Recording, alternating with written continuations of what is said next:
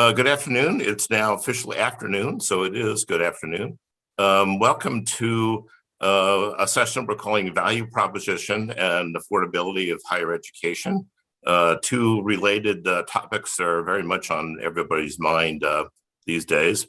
My name is Craig Gemoules. I'm the managing editor of the Gazette newspaper here in Cedar Rapids, Iowa City, and Eastern Iowa. And we have with us today two experts who deal every single day with the questions of value and affordability. And I'll introduce them in a moment. But first, I want to give a special shout out to the sponsor of In-Depth Week, focusing on higher education, Kirkwood Community College.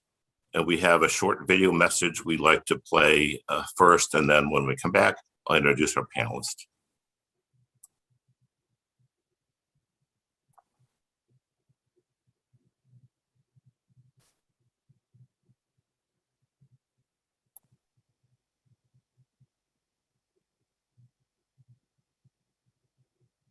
Hello, I'm Dr. Lori Sundberg.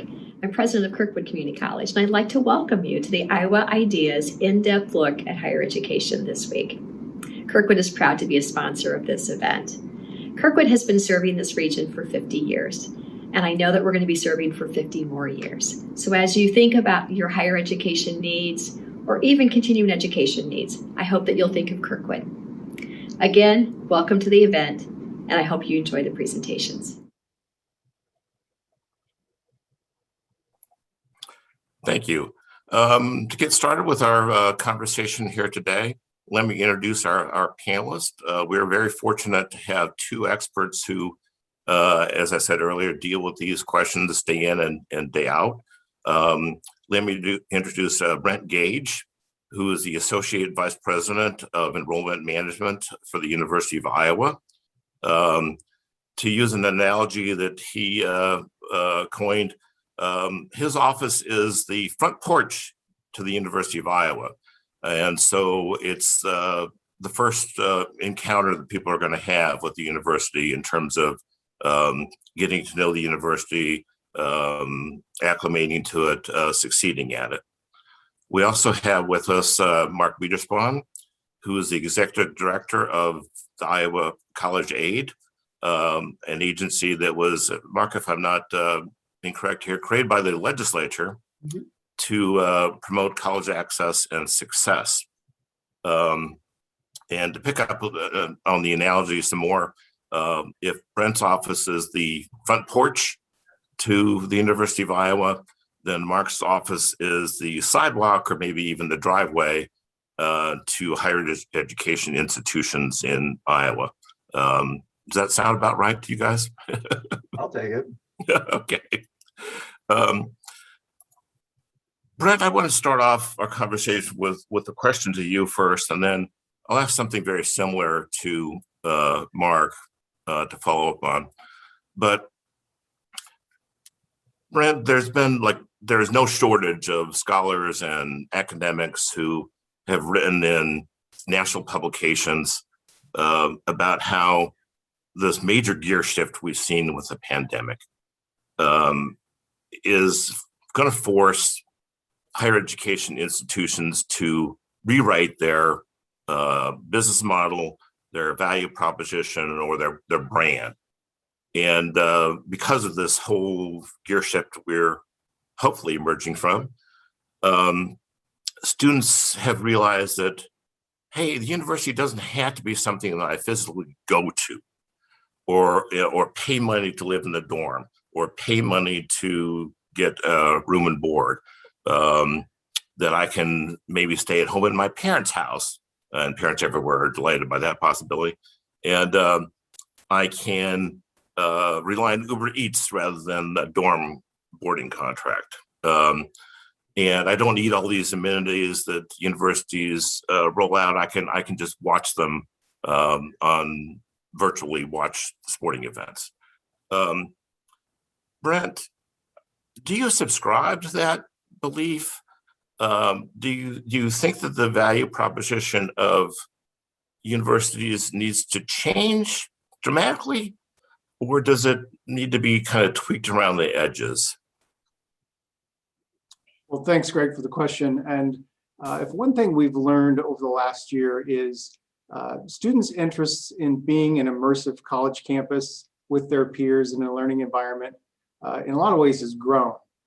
For a lot of the reasons you asked, while they were able to consume things virtually, they also learned that that experience was very different than what they had envisioned from what they thought about their higher ed experience. So while the pandemic forced all of us in K through 12 and in the workforce to think differently about the way we deliver our programs and services and basically do our day-to-day tasks, that wasn't exactly the experience that a lot of students have historically had when they came to an institution of higher education.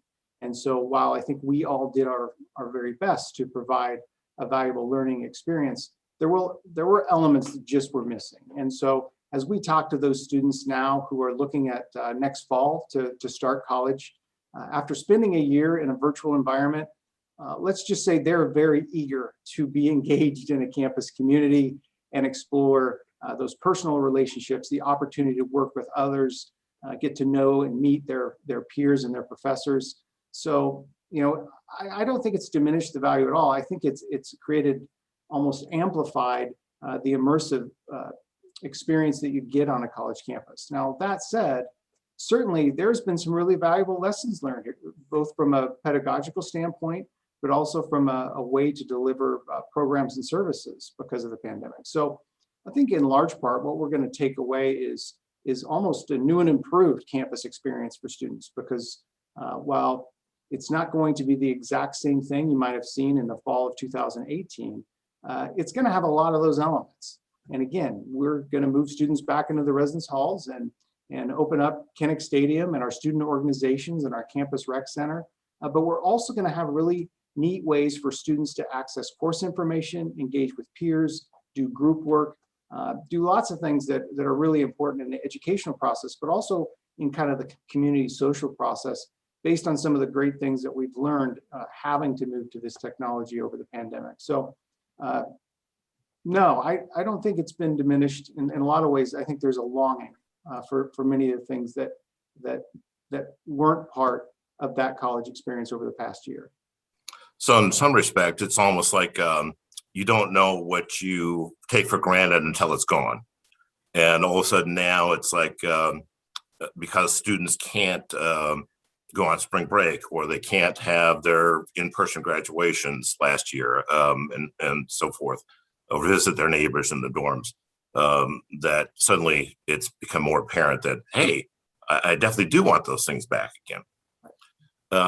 I want to dive some more into some of the points you brought up about the lessons learned and what the new normal might look like. But first, let me ask Mark a related question about the value proposition. Mark, from your vantage point, what are you seeing in terms of, or what have you seen in terms of the interest level in going to higher education institutions in Iowa? Did it drop off the cliff during the pandemic while people were waiting to see?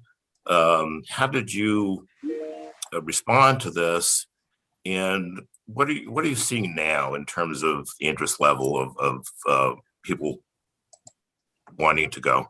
Yeah, so first, I mean, on one hand, we're still trying to figure that out. I mean, with COVID, it's going to take some time for the data to come in to really see, what are the general trends. But here are some general observations that we have observed at Iowa College Ed, and even with my discussions with some colleges.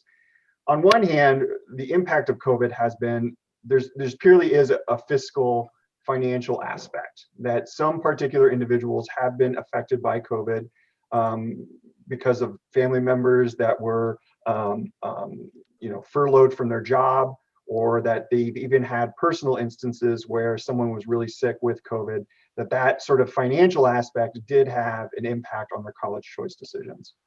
On the other hand, what we're also seeing is just general consumer behavior by students, that many students were unsure of what's the future of my classroom. What is my college campus going to look like the following year? Am I going to have to be online, or can I actually go in person? And if I am in person, Does it mean that I'm in my dorm, but I'm still taking classes online? And so the sort of unknown of how their education was going to be delivered to them, I think also played a sort of a significant impact in students' decision making. The Census Bureau puts out since the beginning of COVID, they put out sort of a household survey. And I think they have found that, at least for the vast majority of college students, over half of them had experienced some sort of COVID-related issue that has impacted their college choice decisions, be it in person or when happened online.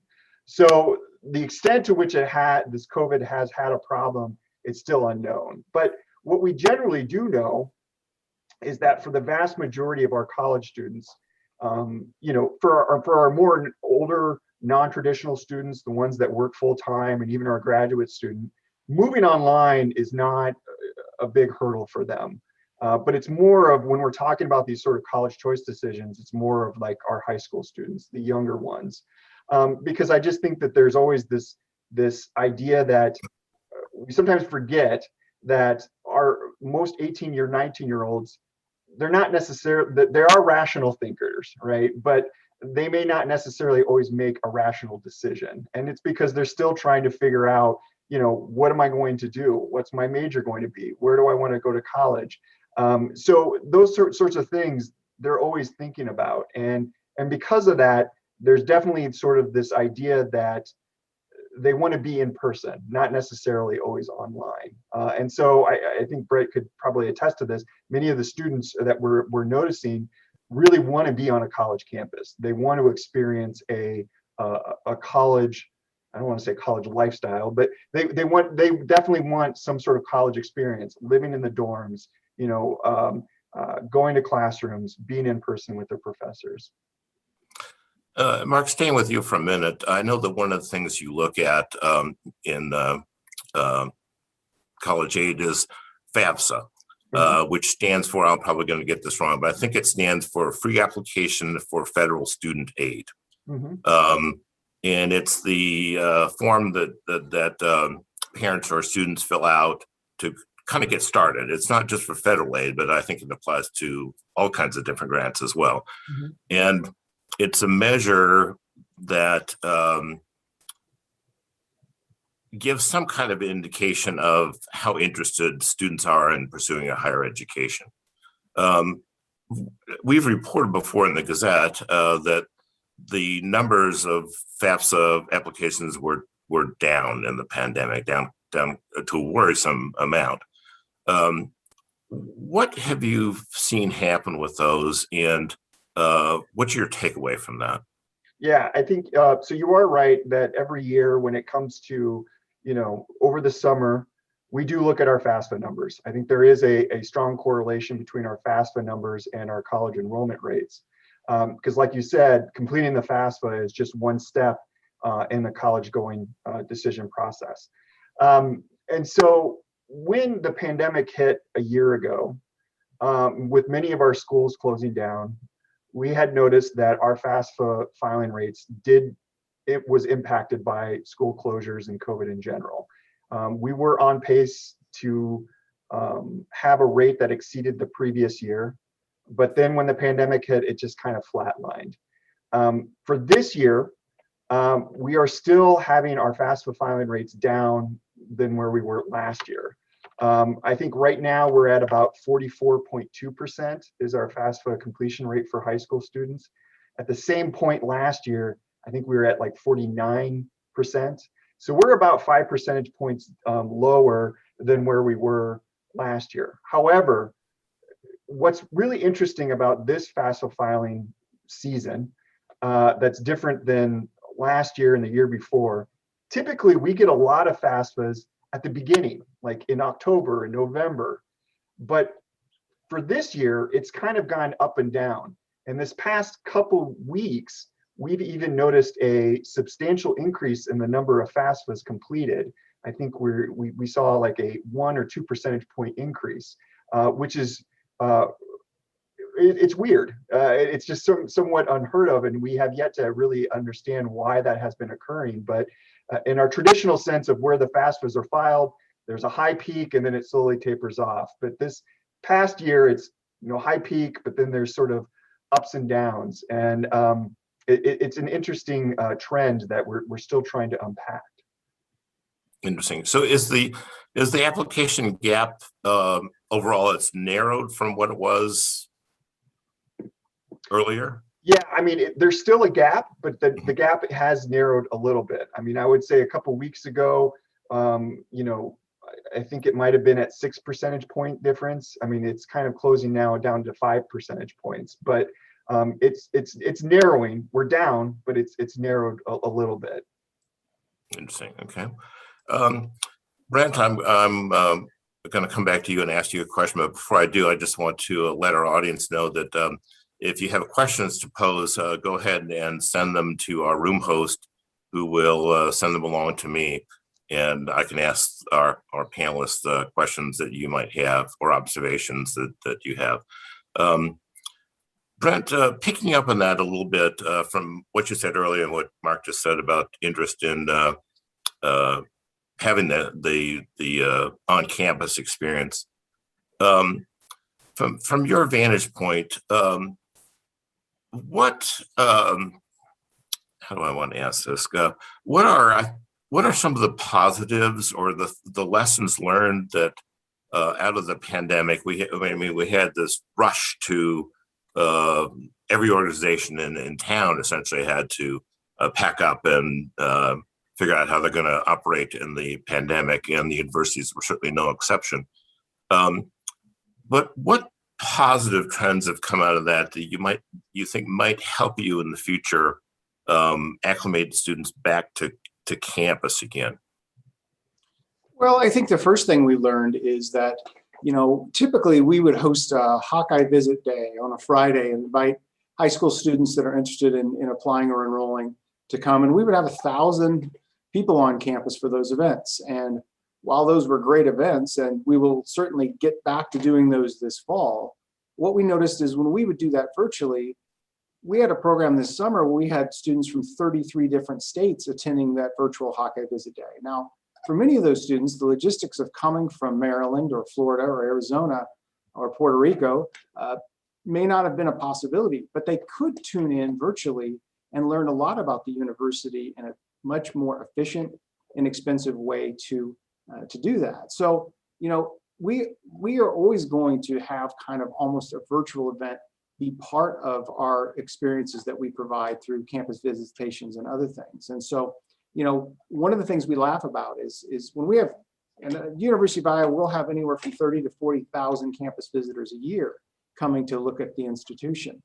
And what do? These students drive from all over the country, and they park their cars and they walk in. And the first thing we do is we sit them down and do a presentation for an hour. Well, moving forward, why would we do that?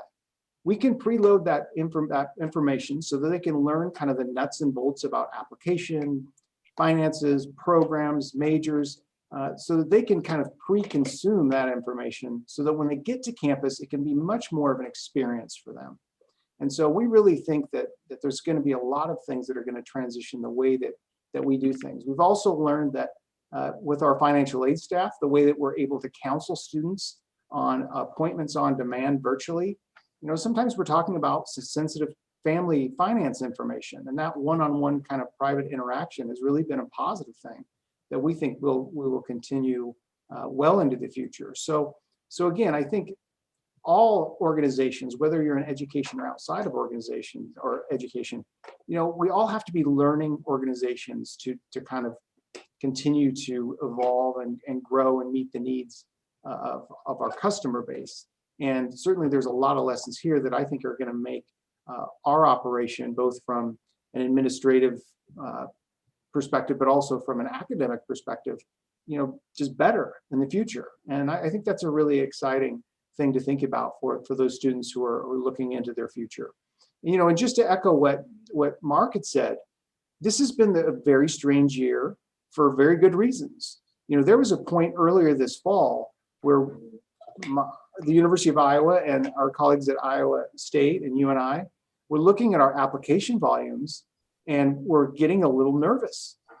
We just did not have the attention of those students as they were dealing with the transition back to high school, hybrid learning, 2 days on, 2 days off. We had the Cedar Rapids area, which was affected by the derecho. I mean, we were just not front of mind for them. And typically by December 1st, whether it's FAFSA data, application data, we have a really great idea where we're going to be. This year, we're sitting here at the end of March, and to Mark's point, we had one of our biggest FAFSA weeks of the year last week, which is totally atypical. That just never happens. So I think we've also learned that we're going to have a great deal of flexibility until things kind of settle in a bit. And I think that's a challenge for all organizations right now is what you did last year or the year before or the year before that just has to continue to evolve. Every organization, including ours, is trying to get out the crystal ball to look at what fall might look like, when we could go back to the office, when we can start mingling with friends. And I know the university is engaged in the very same thing, trying to figure out to answer the question that people, prospective students have of if I buy higher education, what is it exactly that I'm buying? And I know that that's a very complicated answer. Do you have a better picture of what, if somebody decides they want to go to the University of Iowa this fall, do you have a better picture of what that experience might actually look like? Yeah, that's a great question. And I will tell you, if you talk to any of our admission staff or folks that do outreach, what families and students are really trying to struggle with, and I think this is why they're pushing their decisions later and later and later into the cycle, they want to know exactly what you mean when you say the university is going to be open this fall. What does that mean? And you have to understand, from our 25,000 applicants that we get a year, what that definition is very important to them at the individual level. For some of those students, they want to know, am I going to be able to work in small groups in the chemistry lab? Am I going to be able to do co-op experiences at the academic medical center? Am I going to be able to go through sorority rush or sit in Kinnick on a Saturday afternoon? And so I think one of the things that we've really tried to do is, instead of do some of the broad strokes that a lot of universities have done and say, yep, we're going to be open for the fall, everything's going to be fine, come on back. We're trying to be very specific about what open means. And, can I swim in the rec center pool? Will I get to eat in the dining center? So later this week, we're going to be launching a website that really is going to provide a tremendous amount of detail about what Open at Iowa means. Again, we're going to honor the public health and safety guidelines of the state, and we're going to be very thoughtful about that. We care a lot about our student safety and certainly our faculty and staff safety. But at the same time, we also feel like we're going to be able to offer a campus experience that's going to look a lot more like fall 19 than fall 20. There might be some changes, but for the most part, we're pretty excited that we're gonna be back to business as usual, and hopefully even a little bit better when we open up this coming fall. Well, we're all keeping our fingers crossed that we're going to get back to normal sooner rather than later, hopefully. What are your contingency plans? Let's say that this doesn't go according to plan, or it has some hiccups in the road here. I think it was last fall that University of Iowa and others delayed some deadline for getting a tuition refund or a room and board refund a little bit later than normal.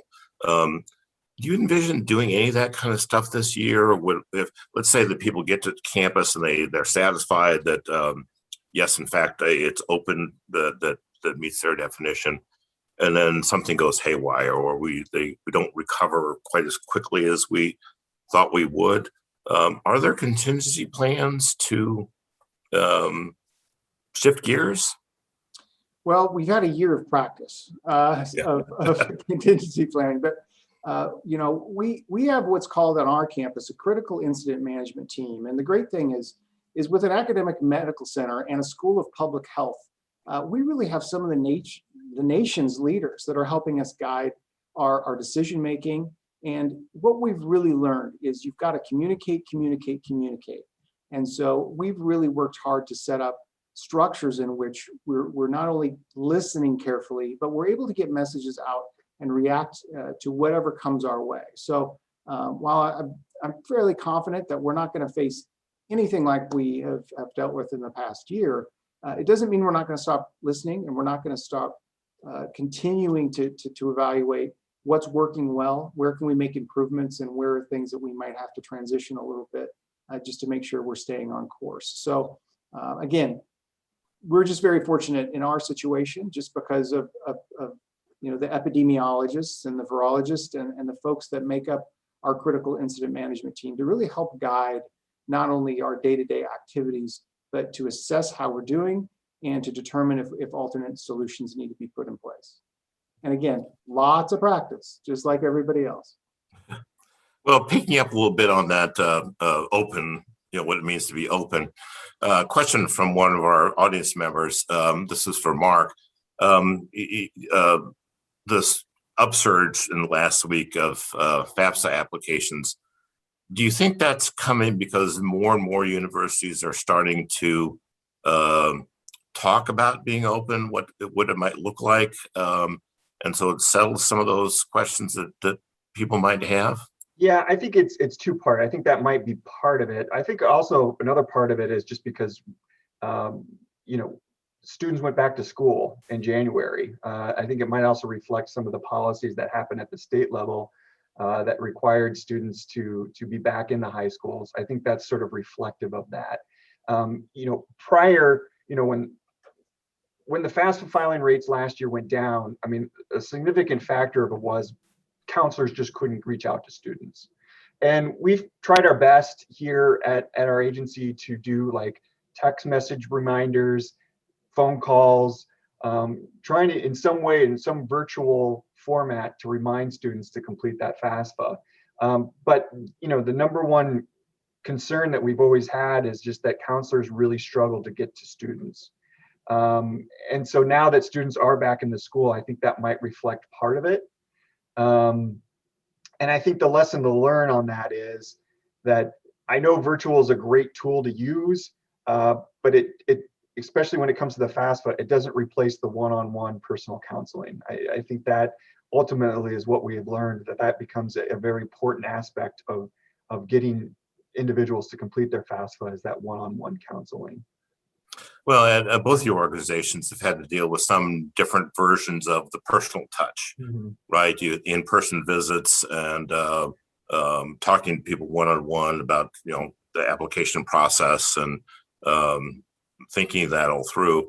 And I take it that both of you have dealt with this as best you can on virtual platforms and social media platforms. If I were out trying to visit the University of Iowa or someplace else right now, would I be able to physically go get a tour, or would I have to do that virtually?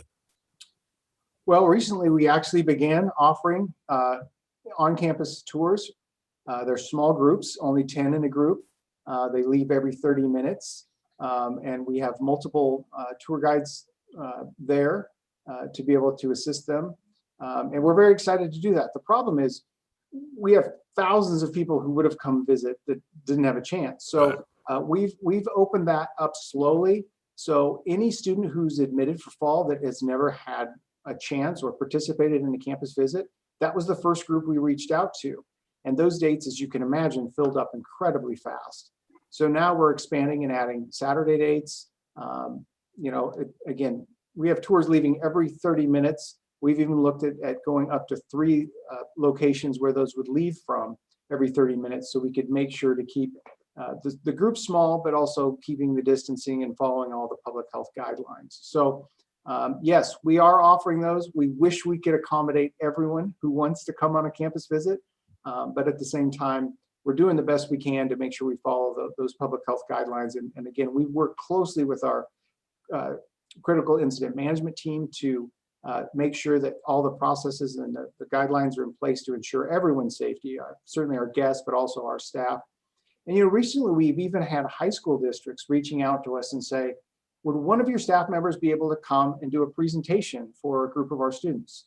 And so we're looking at those kind of opportunities to maybe set up in an auditorium where we could be away from a group of students who are in school, to be able to talk to a group of 60 or 80 seniors about, the application process, applying for financial aid, scholarship opportunities. So again, every day we seem to be expanding those opportunities more and more. And I think Iowa was one of the first in the Big Ten to be able to return to a campus visit schedule, and the level of excitement was great and also incredibly overwhelming. But we're happy to be back in business, and I look out my window and I see those tours going by, and it brings back a bit of normal. Makes me happy. Well, I remember very well, I went to the University of Iowa and I went on one of those tours with my family when I was looking at schools. And I'll never forget this as lifelong memory. I wanted to work at the Daily Iowan student newspaper. And so we took a tour of the DI. And at the time, it was like a walking OSHA of violation. There were cords everywhere for computers, musty old newspapers, styrofoam coffee cups with mold growing in them. I'll never forget my mom telling me afterwards, "You're going to love it here because it's just as messy as your room at home." And the fact is, I did love it. Let me ask you a question about kind of picking up on that a little bit, the visits. Some of the people, I would assume that most of the people who are visiting campus, any campus, have already made the decision that they want to pursue a higher education. But I know that there's a lot of people who are maybe not sold on the idea or don't think it's affordable or doable. And this is a question for, I guess, both of you. Have you seen that increase because of the pandemic, where people are saying, you know what, I want to take a gap year before I decide, or maybe there's other alternatives out there besides the traditional college campus I can go to? Have you seen any change in that because of the pandemic, year change? And what is your response to, because I assume that there's a big part of enrollment management has to do with salesmanship, right? You're trying to sell people on the university and the higher education value. What has your experience been in terms of whether there's still that demand that people are going to go pursue a higher education? And what is it you tell people why that's important? The three big things that we've seen at the university in our population tool is, number one, there's a greater affinity for students to feel like it's important to stay closer to home, or at least when they're looking at colleges, have one that's close to home. And that's just because there's been so much uncertainty about what the future is going to look like. And so, for a university like Ohio State, that benefits them tremendously. But when you're the 5th largest city in the 30th largest state, that doesn't help us tremendously when students want to stay closer to home. But that's just a natural tendency. And as things open up, we're starting to see that open up. We did offer a deferral last fall to students who said, I'm going to wait a year because I still want to have that first year campus experience. And I want to come in and go through orientation and move in. And I'm just going to wait a year. I'm going to take a gap year, or I'm going to take a deferral year to wait and to do that. And so we were able to work with those students and accommodate that process. But one of the big things, and certainly Mark can speak to this through the professional judgment process, people lost their jobs, they lost their businesses. And so while they may have been absolutely ready to step into higher education, all of a sudden their financial picture was dramatically different. Right. And so, from that consideration, that also caused, a lot of turbulence in the system. But, and Mark can speak to that more. Yeah, I mean, the thing that I would just add and just have people just remind people that the college choice decision, whether or not to go to college and which college you go to, is a process. Students and the vast majority of people just don't wake up one day and say, I'm going to go to college, right? Yeah, there might be an instance where someone's driving down the interstate and they see a sign and that, okay, those are outliers. But for the vast majority of people, going to college is a process. And one of the key steps in that process is you need to have a predisposition. like some sort of interest in thinking about whether or not college is a possibility. And that's the process when you think about, what is it like to live on a college campus? What are the prices? What kind of college do I want to go to? And then you go on to a search phase, and then you search out those colleges that meet your criteria. I think, but even looking at the sort of that predisposition phase of where people are debating on whether or not they want to go to college, many of our college students, many students in rural areas, the idea of going to college is just not on their mind, right? Many of them are just unaware of their options after high school. Of, for them, it might be, I'm going to go straight into the workforce, and college is not necessarily an option. I think when you add COVID into this mix, it sort of compounds that predisposition, that thought process of whether or not you're wanting to go to college. And so that makes the decision a little bit more difficult, especially when you consider, like, well, what's the next year going to look like? My family's been hit by COVID. My father has been furloughed, or I'm even furloughed. I can't afford to go to college. So immediately I'm just, the idea of going to college is just not necessarily in my mindset. So it's really trying to focus on, that predisposition that even in this hard time, college can still be a viable option, especially as our economy is, low. Getting a post-secondary degree is only going to enhance you a little bit more, especially as we recover. That kind of dovetails into a question that somebody in the audience has. This is for Brent. Because of all these dips and curves in FAFSA, and the odd pattern that's having this year, and the declines we saw of because of COVID, how good of a grasp does the university have on how many students will actually show up this fall? How are you deciding what your fall enrollment may actually look like? Do you just throw a dart at a dartboard, or is there some science behind it, trying to figure out what to prepare for? Well, all enrollment managers have a crystal ball that magically tells them 6 months in advance exactly how many students are going to enroll. I know I have a lot of colleagues on campus that actually believe that's true, but in truth, typically I have a team of data scientists that we build very, very complex predictive models and do a great deal of data assessment. So we can really, by the first week in March, we're pretty close on exactly how many students we can expect to enroll. And that really helps, because then we can begin to do the budgeting process and figure out, housing capacity and how many orientation dates we need. In talking to my colleagues around the country, all of that has been wiped away. And so I think the bottom line for us, and what I've told my colleagues in the dean's offices and across campus, is this game is going to go late into the fourth quarter, just because there are so many variables this year that are making it unpredictable.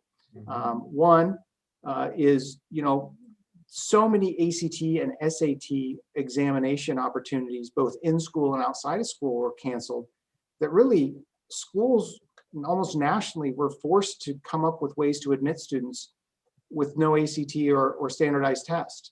And so, in Iowa, that's very unique, because we have the Regents Admission Index, which is a formula that tells you if you're admitted or not. Well, one of the three big tenets of that formula is a test score. And we had students who simply didn't have an opportunity to do that. So removing that piece of the admission puzzle also changed applicant behavior, because if all of a sudden I'm not a great test taker, but I'm a pretty good student, maybe I can get into XYZ school. So we've also seen some changes in applicant behavior. If you look at the elite institutions that have moved to test optional this year, they've seen anywhere from a 25 to almost an 80% increase in applications. Now those schools aren't going to be able to take all those students. So that complicates things. Again, to Mark's earlier point, we had students waiting longer and longer and longer to try to determine if they're going to be open and what open means and what's my financial situation as they made their choice set. So their applicant behavior is much, much later. And again, Google did a national survey, and for high school seniors that were looking to go to college, nearly 1 in 3, their most common response is, I'm going to wait until the last possible minute to make a decision. Now, we always see some of that, but this year that's just been exacerbated by all of the conditions and factors. So how many students will we have this fall? We hope we have a bunch that are really excited to be here, but exactly how many, that's going to be this is going to be the single hardest class to predict in the 20 years I've been doing this. Yeah, it is going to go down the wire. And something you said the other day really stuck with me is that a lot of your incoming freshmen, they've had a year in high school that's been unlike any other year. And to pick up an analogy you talked about the other day, a chemistry student may be going into a chemistry lab for the first time ever when they hit the college next year. I think that kind of gets down to the question of what does open mean. So we'll certainly wait with bated breath to look at that website when it comes out and give us a better idea of what the open really means. And I think a lot of people would be interested in that. I want to spend a little bit of time talking about the other really intrinsic part of this equation, which is affordability. And because I know it's a topic that you all deal with very intently here, and that's student debt. Some national statistics that I saw, more than half nationwide, more than half the undergrads graduate with student loan debt. And I'm not sure exactly what the total is. It's somewhere between 1.5 and 1.7 trillion nationally, I think, which is now exceeding the credit card debt that we've heard so much about. And the national average on debt is somewhere around $35,000 or $36,000. So that's the national picture. But it's different, somewhat different in Iowa, maybe substantially different in Iowa. Mark, do you want to talk about that a little bit, just in terms of what does the student loan debt picture look like in Iowa, and importantly, why is it different? Yeah, so in terms of student loan debt, I can tell you, I think if you were to look at all college graduates in 2019, I think the average, I think it was 56% of graduates borrowed at least $1. They had at least $1 in loan debt. And that's 56% of all 2019 college graduates. That's at the Regents, private 4 years, for-profit, and at our community colleges. And I think even with the average debt, it is like closer to 20,000. But there is a lot of variation, because I think the average debt at the Regents is around 28,000. It's closer to 30,000 for the independents, and I think it's closer to 15,000 for our community colleges. But I think the big misconception that a lot of people have is that we have students graduating college with like $100,000, $200,000 in debt. That might be the case for a graduate student, but if we're just looking at our traditional undergraduate student, that actually is not true. I would say less than 2% of undergraduates actually have student loan debt closer to 100,000. Actually, the majority of the debt, especially in Iowa, is below 30,000. And so there's always this big conversation, because of our student loan debt is so high as a country, it's second behind home mortgages, that we should consider some kind of policy to provide some kind of loan forgiveness. And that's what's currently being discussed. Now, I can tell you in my conversations with people at the federal government that one proposal is, let's just give $10,000 loan forgiveness for all student loan borrowers. Now that's been estimated to be about $350 billion to do. Now for $350 billion, I think there's other programs that could take a more proactive approach to solving our student loan debt in the future, such as doubling the Pell Grant. I think even providing a tuition-free community college paid for by the federal government would still be cheaper than $350 billion. So there's other proposals to consider. Now, I'm just as guilty. I think this also gets at the other point. I have student loan debt. I would love to get $10,000. If they gave me $10,000, you know, I would be happy to take that $10,000. But if you also look at it though, I'm an individual that went to graduate school. I have a good job. I don't really need the $10,000. I'm not struggling as much as another person. And if you were to look at that of who is struggling in their student loan payments, it's actually not our college graduates that graduate with 20, 25,000. The people that we're discovering that are struggling to make their student loan payments are those that take out a student loan for one semester for, you know, $2,000, $3,000.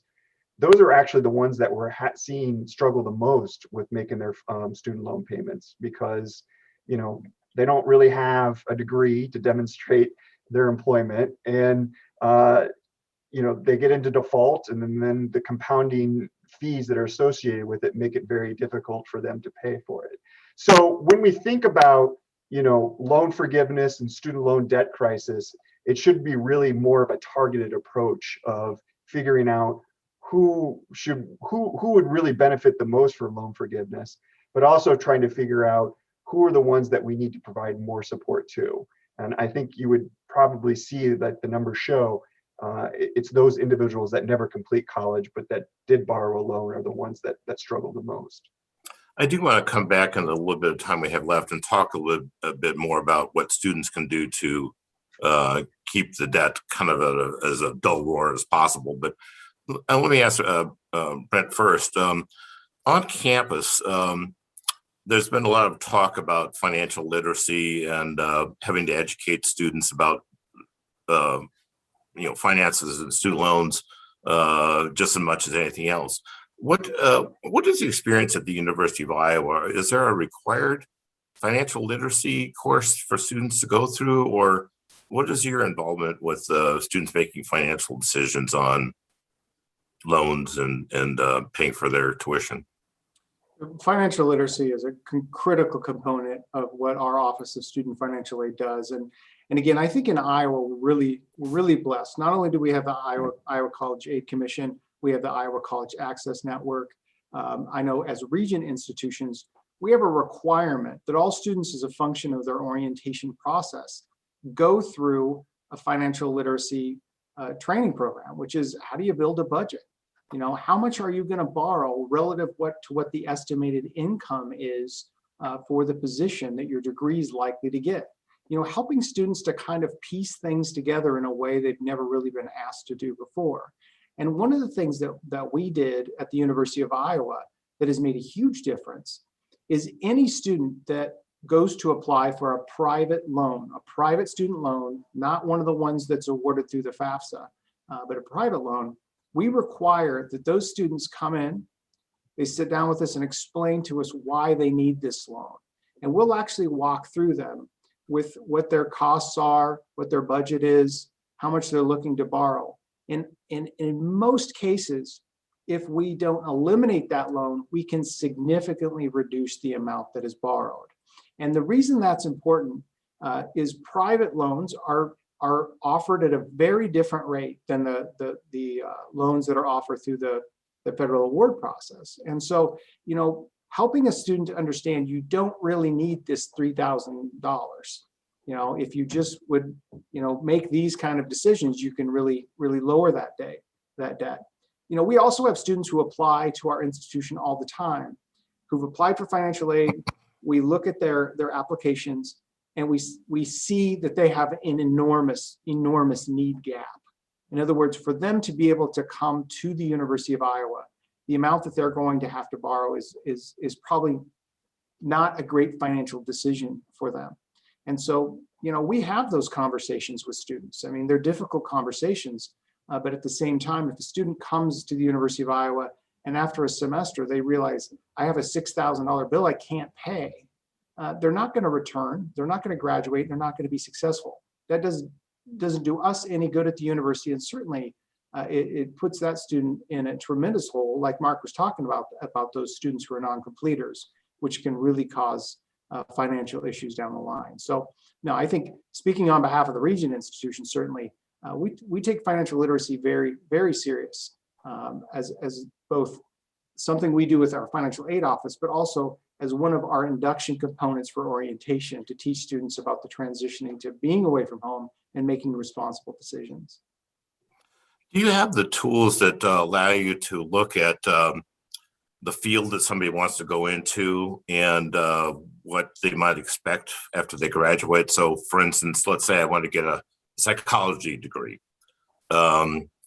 Are you able to have some tools that project this out and say, okay, people who have a psychology degree can expect this, and so balance that out against how much loans you're going to take out? Do you have that level of tools that you use? Yeah. I mean, I can tell you, we don't necessarily collect that information or distribute it, but we do it with one of our partners, the Iowa Workforce Development.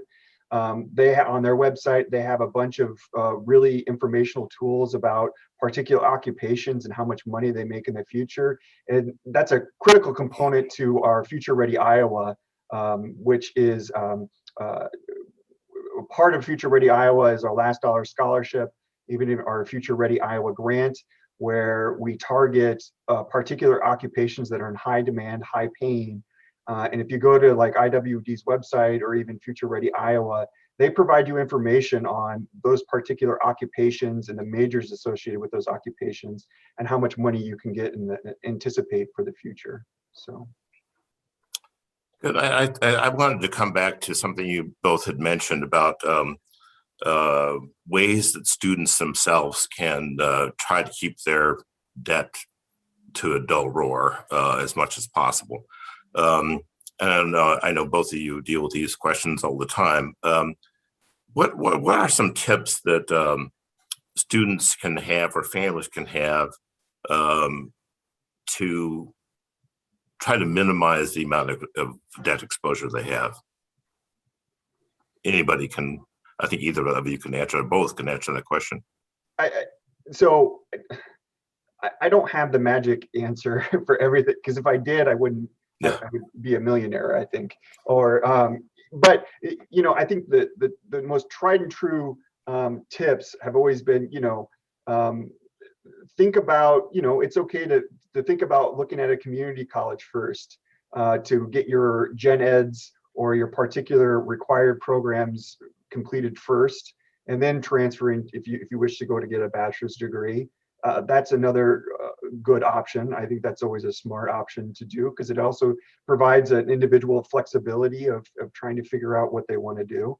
I think the second biggest tip that I always give anybody, especially high school students or even friends that are going back to school, is when you apply, you fill out your FAFSA, you're going to get a financial aid award letter. It tells you, this is the amount of award, this is how much student loan debt you're going to get, this is how much grants, scholarships. For that particular loan section, you do not have to take that full amount. You have a right to sit there and say, you're saying that I can take 5,000, but I don't really need 5,000. Maybe I only need 2. So I think that's always been the biggest tip I've always provided everyone is look at that award letter that you get from the college. And you don't have to take all the money that's listed on there. I mean, I would encourage you to take the grant. You can tell them you don't want it, but I think they would be shocked if you said no. But particularly in that loan section, you do not need to take out the full amount that they recommend for you. You can take less. And it's okay to borrow less and try to figure out ways that you can make up the difference. That's and of course, That's of a course, great I was just, go ahead. The other thing I would say is students really need to be there, an advocate for themselves. When you arrive at a college campus, you need to develop a plan with your academic advisors, with the folks that are here to help you on a college campus to say, what do I need to do to graduate in 4 years? Adding another semester or another year, not only is that a huge amount of cost in tuition, but it's also room, it's board, it's also a year lost of earnings. And so, students have an opportunity to explore lots of different things, and they can do that. But they need to really work with academic advisors and those academic resources folks to have a 4-year plan. And I think if you want to save a fourth of your education cost in total, just finish on time. And that's really the biggest advice we would give students, along with Mark's point of only take what you need. Yeah, it's kind of like a mortgage. You qualify for this amount of money, but you don't necessarily have to buy a house that is that amount of money. And you said what I was going to ask about, which is the probably the biggest thing, one of the biggest things that people can do to minimize their debt is to graduate in 4 years. That makes a huge difference right there. Well, we're fast running out of time here. I want to thank both of you for taking time out. I know everybody's busy these days to meet with us and with our audience. And so thank you both very, very much. I want to tell people that In-Depth Week continues tomorrow. We have a panel at noon tomorrow about higher education being a la carte. Could it be a la carte? And then we have a few more sessions still this week to go. This year, we're doing 3 in-depth weeks before the actual conference. This is the first one on higher education. We will also be doing one on water quality and one on workforce before the conference. The full conference, again, will be virtual again this year, October 14th and 15th. And it again is free to attend. We ask people to register in advance, which you can do at iowaideas.com. And a lot of resources there in terms of who the panelists are and scheduling and being able to find out what you're most interested in watching or participating in. Also at that conference, a little bit of news here to tell people. Our keynote speakers, we're still trying to nail down some more, but we have 2 big names of keynote speakers. One is David Gould, who is a visiting professor at the University of Iowa. He has been the subject of several of our stories. He operates the Green Room honors program, and he's been behind the whole bringing the college to the community effort, where classes are held in the England Theater and other futuristic looking ways that forming education. And one of our other keynote speakers is Peggy Whitson, the astronaut from Iowa, who was the commander of the International Space Station. And she holds the record of the American who spend the most time in space.